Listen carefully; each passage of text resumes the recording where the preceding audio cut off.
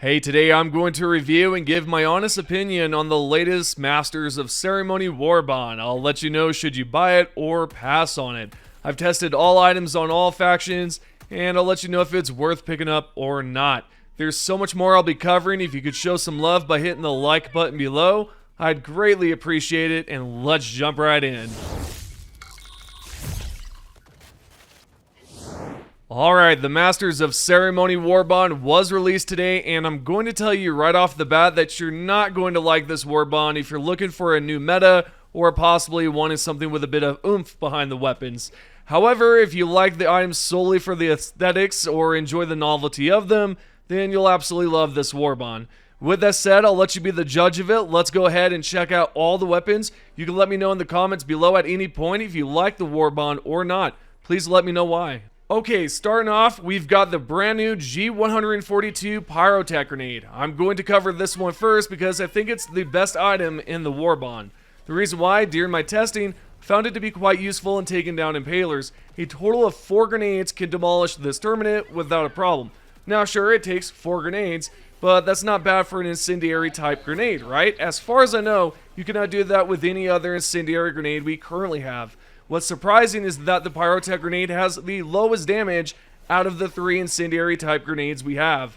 So I'm not entirely sure how it's able to take out an Impaler, but hey, I'm not complaining, it's good. Not only can you use this grenade to wreck an Impaler, but you can use it to defeat a Charger as well. The grenade can be used to destroy the backside with just 3 grenades.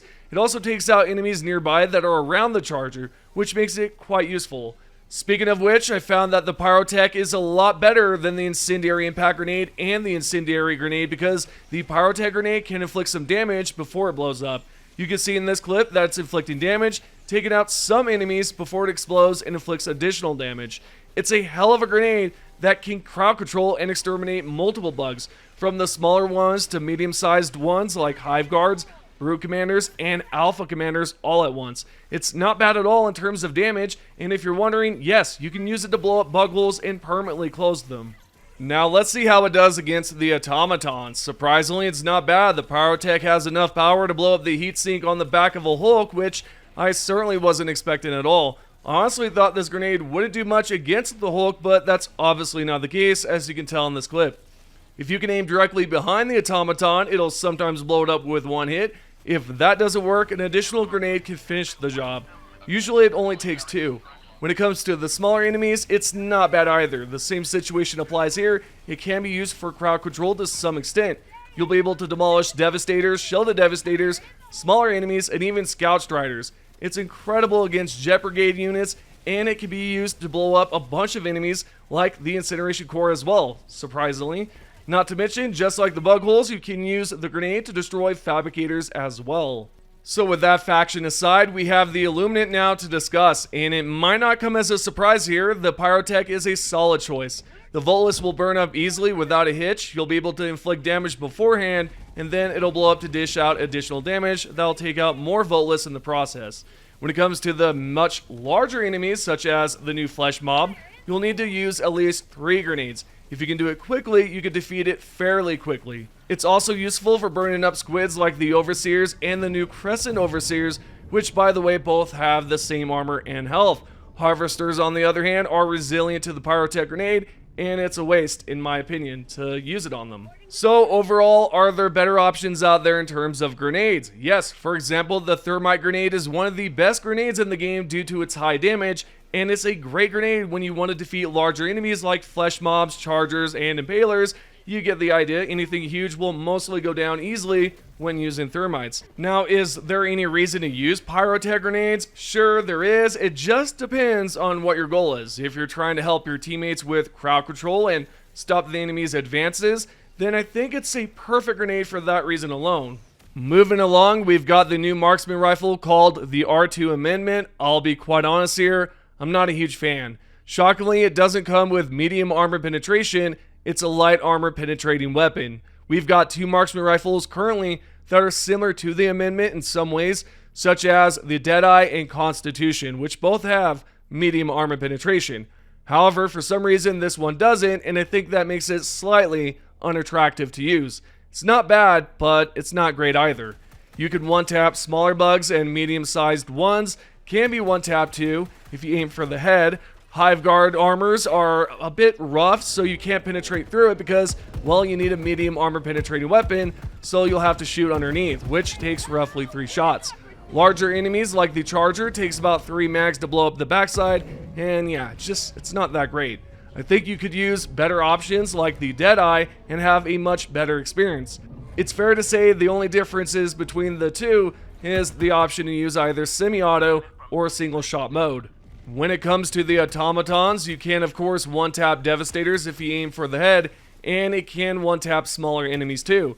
Scout Striders and Shielded Scout Striders will give you some trouble. The reason is that there's no medium armor penetration here, so you'll have to either shoot the rockets on the side, if it's a Shielded Scout Strider anyways, or if it's a basic one, you'll have to find a way around it and shoot the bot control in it.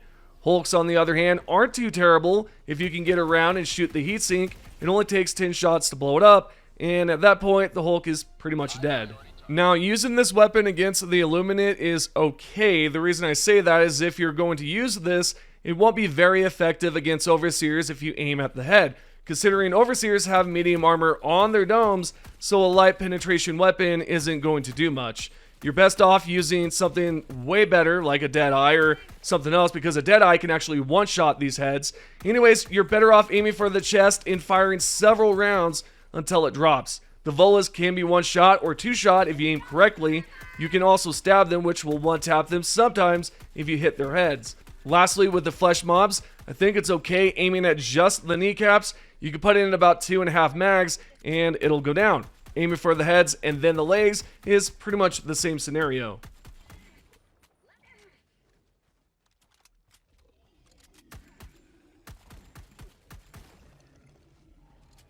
Continuing forward, we've got the new melee weapons, the CQC-2 Saber, and the new Stratagem CQC-1 True Flag.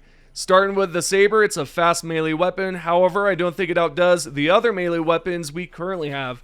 You can one-tap Volus, smaller bugs, and bots with the Peak Physique passive, which is what I used throughout my entire testing.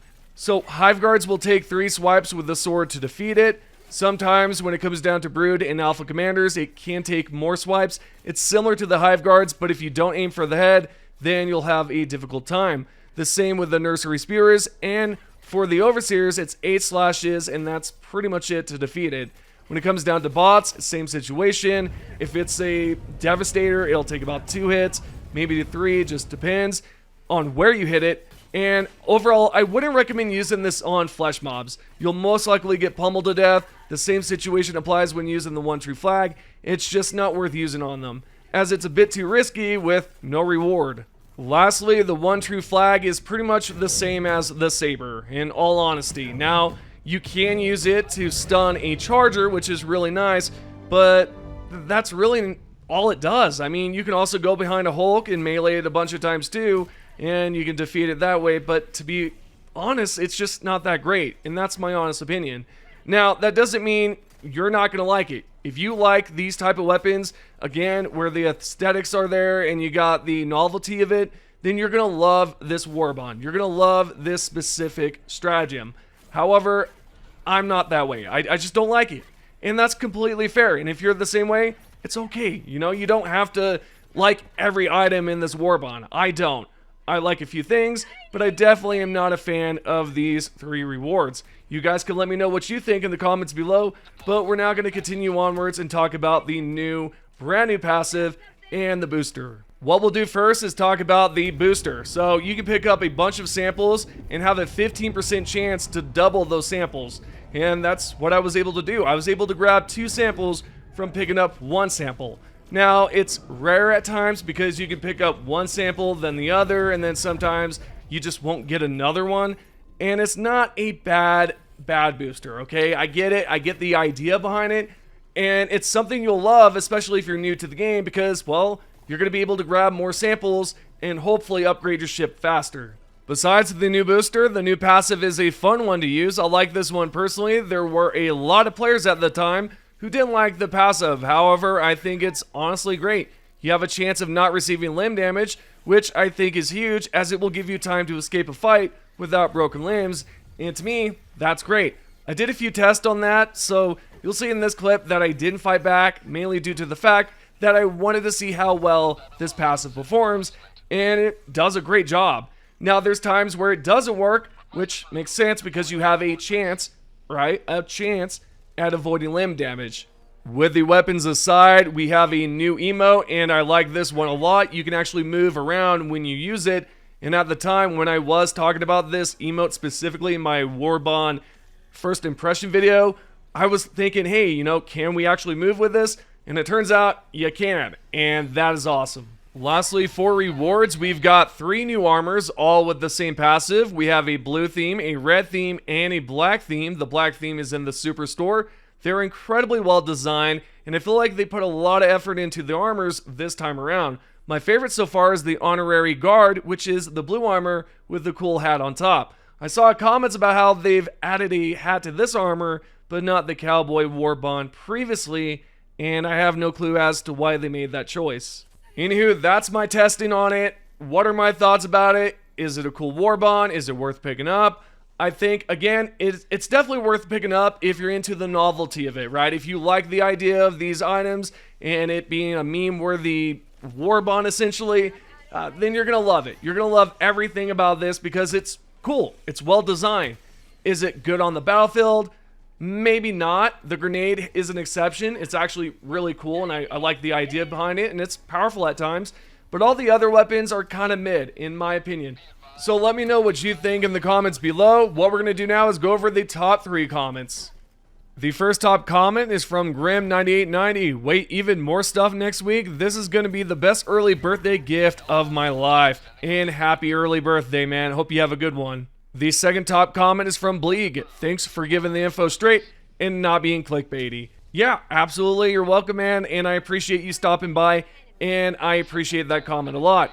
And if you comment below, I'll try to find your comment again and say hello to you. The third and final comment is by Keanu. I think when Super Earth gets invaded, the public announcement cutscene that you see at the startup of the game should change to fit the narrative of the situation. If that's even thought about, that would be insane. Absolutely, and let's hope that is the situation, because if it is, wow, I'll come back to this comment and point it out because that would be awesome if you predicted that. Anywho, I hope you guys have enjoyed the video. If you can, tap the like button, subscribe, and turn on notifications below if you haven't already. Oh, and thank you to everyone that's currently subscribed and a member, and I'll see y'all in the next video.